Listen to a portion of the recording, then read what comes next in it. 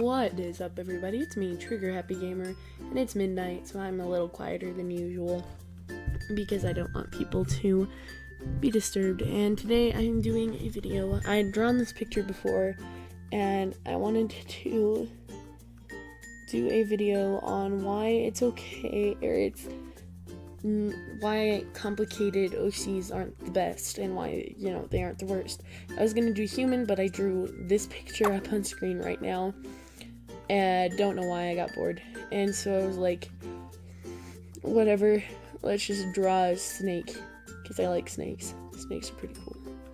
But, I think it was because I was watching Spectre Theory videos. That was all fun.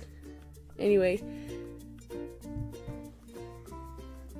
with most characters, especially that are supposed to be animals, I tend to base them off of real life, except for some of my older characters, because it just, they tend to look better. I like RNK's style and how she looks just because of how simple it is, but how appealing the drawing is. She's a pink cat. She was actually made to be a pink cat in the first place. But usually I draw from real life sources because it just looks better, and you can tell what it is easier. This is supposed to be a scaly, because why not? And if you see a lot of cuts, it's because I'm cutting out some unneeded footage, because I'm actually being productive today and not, being lazy. Yeah. A lot of time in videos are spent with me watching stuff and forgetting I'm recording. Oh, excuse me, yawn. But taking from real life sources is much better. When creating a character, the reason why I say that simple characters are better is just because of the simple fact that the simpler, the easier it is to read. A lot of characters get cluttered and you can't understand what's going on in the picture because you can't really see the character. I feel like a lot of people take a ton of time to make super complicated characters so that they'll stand out, but they don't stand out in a good way, if that makes sense. You can't see what they're doing, what they're trying to accomplish with this character, and the character is just kind of ugly. And that's and if your character has a complex design, that's not too over the top with hundreds of accessories, and that's fine. If it's like a cat with a bunch of spots on it, that's fine, that's easy to read. But when it's a character that you cannot see because it's filled to the brim with complicated things all over it, that's kind of where I draw the line.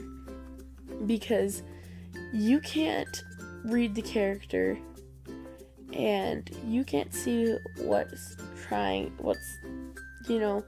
they're trying to accomplish.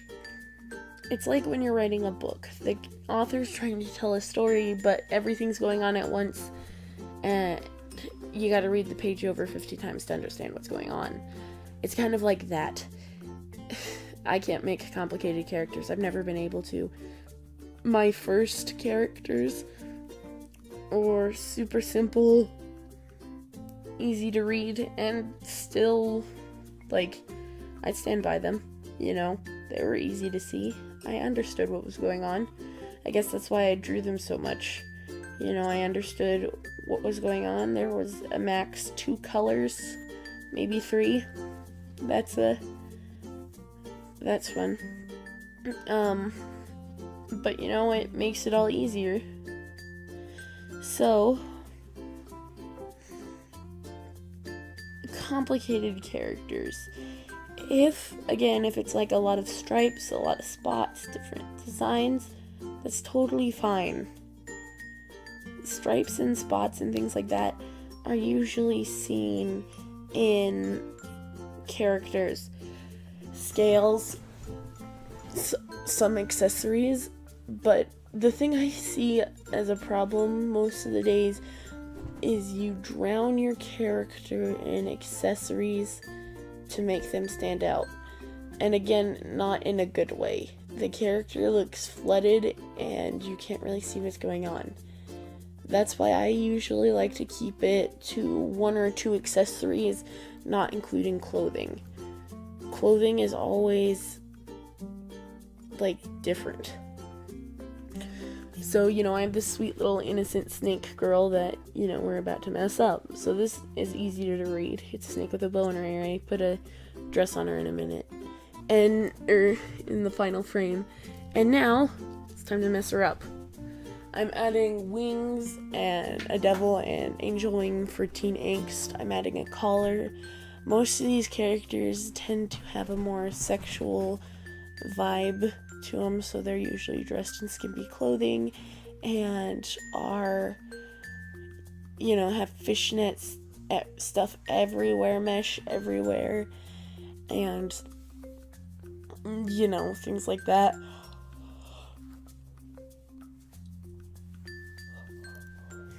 And this character didn't even turn out that complicated because I'm really bad at doing complicated designs.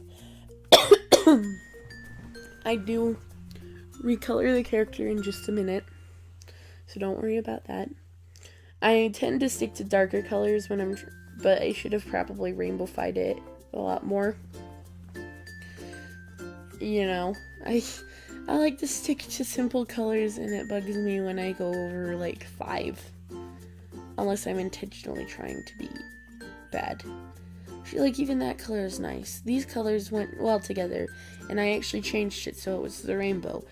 And, and then I made the eye several different shades of red, not because it's edgy, it's just something that's overdone. Then I changed it to blue, and then I realized that it actually looked kind of nice, and I liked it. So I changed it to the rainbow, doing several different colors of blue, which I actually really liked the tail for some reason. I still do, don't know why. But I like the, I think a misconception that a lot of people have is that complication is, making the design and backstory complicated, and lots of spots and lots of stripes and lots of designs, or lots of little things to the design. Well, that's complicated, yes, you still have to get to a limit, especially with characters. With this character, she's not very pleasing to look at, in my opinion. She's very bright colored and distracting, and does not look realistic at all, especially with the horn and the wings and the halo. So that's my video on complication versus simplicity. Hope you like it. I'll see you next time. Bye.